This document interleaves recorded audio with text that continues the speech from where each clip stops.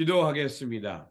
좋으신 아버지 하나님, 오늘도 저희들에게 귀한 말씀을 허락하여 주시고 또 말씀을 묵상하며 우리가 온전히 나아갈 길이 어디에 있는가를 알고 살게 하시니 감사를 드립니다. 주님 말씀을 통하여서 다시 한번 우리의 삶을 돌아보게 하여 주시고 우리 안에 온전하고 정결한 마음으로 하나님의 뜻을 붙들고 살아가는 우리의 삶의 자리가 되게 하여 주옵소서.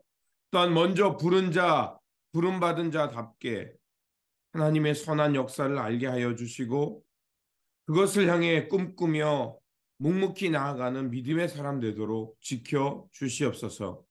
우리 구주 예수 그리스도의 이름으로 기도드립니다. 아멘. 오늘 우리에게 주신 말씀은 사무엘하 19장, 본문 읽기는 19장 1절에서 8절입니다.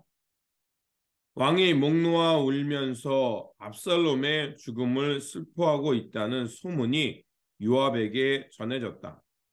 그래서 모든 군인에게도 그날의 승리가 슬픔으로 바뀌었다. 왕이 자기 아들 때문에 몹시 슬퍼한다는 소문이 그날 모든 군인에게 퍼졌기 때문이다. 그래서 그날 군인들은 마치 싸움터에서 도망쳐 나올 때에 부끄러워서 빠져나가는 것처럼 슬며시 성 안으로 들어왔다. 그런데도 왕은 두 손으로 여전히 얼굴을 가린 채로 큰 소리로 내 아들 압살롬아, 내 아들아, 내 아들 압살롬아 하고 부르짖었다. 마침내 요압이 집으로 왕을 찾아가서 항의하였다. 임금님, 모든 부하가 오늘 임금님의 목숨을 건지고 임금님의 아들들과 딸들의 목숨도 건지고 모든 왕비의 목숨과 후궁들의 목숨까지 건져드렸습니다. 그런데 임금님께서는 오히려 오늘 부하들을 부끄럽게 만드셨습니다. 임금님께서는 어찌하여 임금님을 반역한 무리들은 사랑하시고 임금님께 충성을 바친 부하들은 미워하시는 겁니까? 우리 지휘관들이나 부하들은 임금님께는 있으나 마나한 사람들입니까? 임금님께서는 오늘 임금님의 본심을 드러내셨습니다.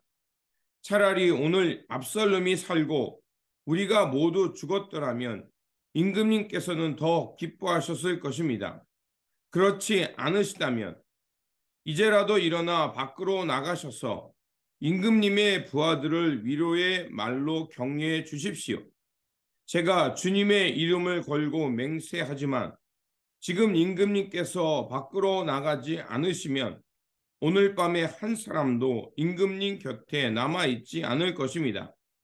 그러면 임금님께서 젊은 시절부터 이제까지 당한 그 모든 환난보다도 더 무서운 환난을 당하실 것입니다. 그러자 왕이 일어나서 성문 문으로 나와 앉았다. 임금님께서 성문 문외에 앉아 계셨다 하는 소식이 모든 부하에게 전해지니 모든 부하가 왕의 앞으로 나왔다. 그 사이 이스라엘 사람들은 모두 도망하여 저마다 자기 집으로 돌아갔다. 아멘. 오늘 본문 말씀은 반란을 진압한 요압이 다윗이 압살롬을 잃은 슬픔 때문에 빠져서 기운을 회복하지 못하자 이제 그에게 조언하고 민심을 수습하라는 그 권고의 말씀입니다. 압살롬의 죽음은 다윗에게는 큰 슬픔이었습니다. 이 슬픔은 단순히 혈육인 아들을 잃었다라는 것을 넘어서 자신이 과거에 지은 죄에 대한 보응이기 때문에 죄책감에 대한 슬픔이기도 한 것이었습니다. 사무엘하 12장에 나오는 그 다윗이 밧세바를 범하는 죄 때문입니다. 그 죄는 결국 하나님으로부터 징계를 받은 것이었습니다. 그래서 그 슬픔 속에는 죄책감, 자신의 아들과 권력 다툼 속에서 자신의 아들을 잃었고요. 그로 인해서 동족 간의 큰 싸움을 당한 것에 대한 슬픔의 감정이었을 것입니다. 그런데 그의 슬픔은 그만 백성들에게 악영향을 끼쳤습니다. 백성들은 압살롬의 반란군과 싸워서 승리했습니다. 그런데 다윗의 슬픔 때문에 자신들은 마치 패전병처럼 되었던 것이었습니다. 그로 인해서 백성들도 슬펐고 그리고 마치 전투에서 패전한 것처럼 조용히 성문으로 들어갈 수밖에 없었습니다.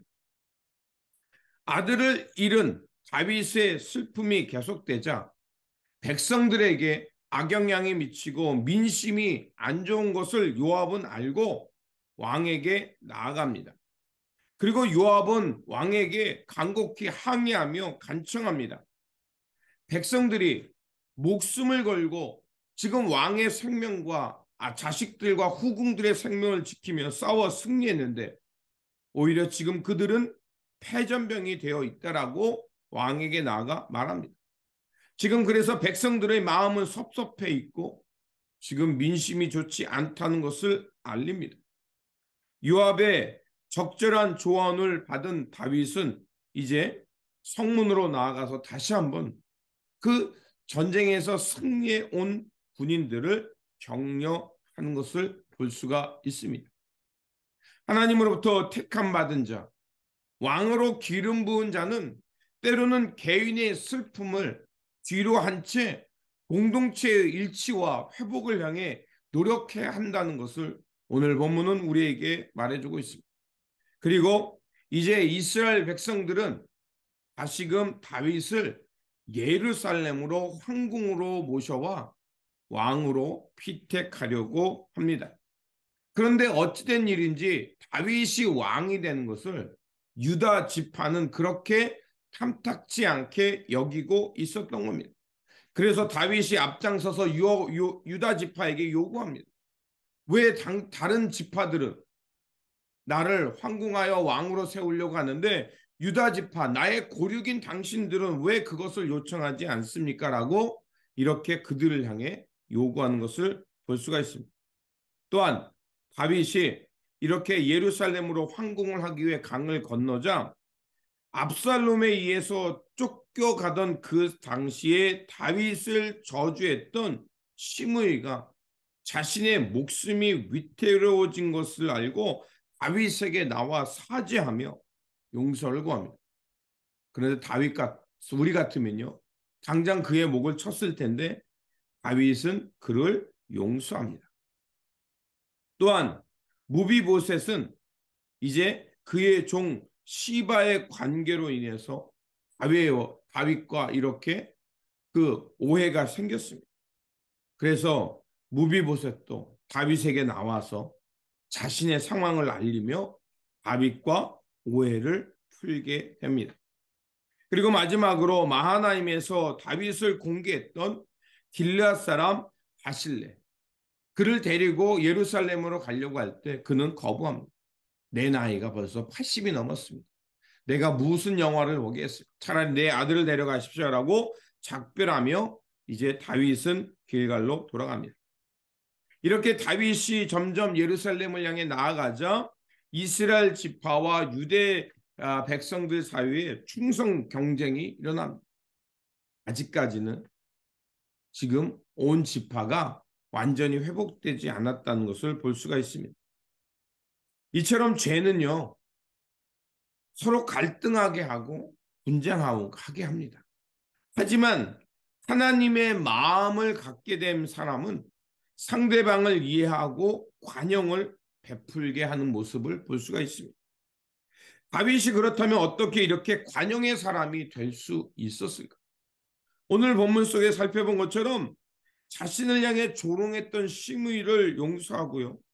또 무비보셋과 시바 사이에 그 갈등 때문에 다윗과 그 무비보셋이 갈등했고 오해가 생겼던 것을 풀고 또 공부했던 사람들을 다시 선대하는 이런 모습들을 보면서 우리가 이런 그 다윗의 관용과 놀라운 그 용서의 마음을 보게 됩니다.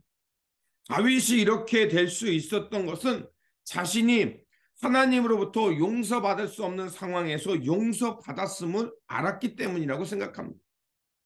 자신도 하나님 앞에 큰 범죄자였는데 용서받았기에 그는 자신의 나약함과 자신의 죄성을 알고 하나님의 전적인 은혜만인 자신이 이렇게 살아갈 수 있다는 것을 알았기에 하나님의 뜻을 위해서 전적인 은혜를 의지하며 용서와 관용의 사람으로 살아갈 수 있었던 겁니다. 그렇습니다. 우리가 때로는 억울한 일 당할 수도 있습니다. 그런데 우리가 하나님으로부터 먼저 택함받고 하나님 나라 일꾼으로 부름받았다면 우리가 알아야 할 것이 있습니다. 그건 뭐냐? 우리 또한 죄인이었다는 겁니다. 용서받은 죄인이라는 것이고 하나님의 은혜 없이는 한순간도 살아갈 수 없는 나약한 존재라는 것을 알아야 합니다. 우리가 이렇게 이런 마음과 겸손의 마음을 갖는다면 그리고 전적인 은혜만을 의지하며 살아간다면 우리는 틀림없이 일상 속에서 관용과 자비를 베풀며 용서의 사람으로 살아갈 수 있다 믿습니다. 그러므로 오늘도 하나님의 은혜 가운데 살아가면서 이렇게 은혜와 자비 또 관용의 사람으로 하나님 나라의 삶을 완성해가는 저와 여러분들이 되시기를 주님의 이름으로 축원드립니다. 기도하겠습니다. 사랑과 자비의 하나님, 다윗의 예루살렘 귀환을 통해서 하나님의 나라가 어떻게 이루어져 가는지를 알게 하셨습니다. 하나님의 나라는 주님의 전적인 은혜와 용서 속에 구원받은 이들이 그 사랑을 실천함을 통해 이루어짐을 깨달았습니다. 그러하오니 우리도 주님의 은혜 가운데 우리가 사랑과 자비를 그 용서에 받은 사람임을 기억하면서 우리가 주님의 은혜에 빚진 자로서 오늘도 우리들에게 해를 하고 또 우리를 오해하며 비난했던 사람들을 하나님의 은혜와 자비와 그 관용 속에서 용서와 화해의 사람으로 살게 하여 주옵소서.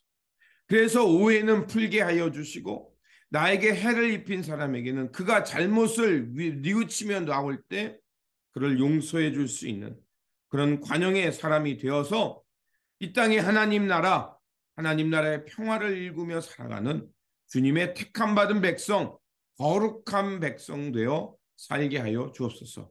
우리 구주 예수 그리스도 이름으로 기도드립니다. 아멘.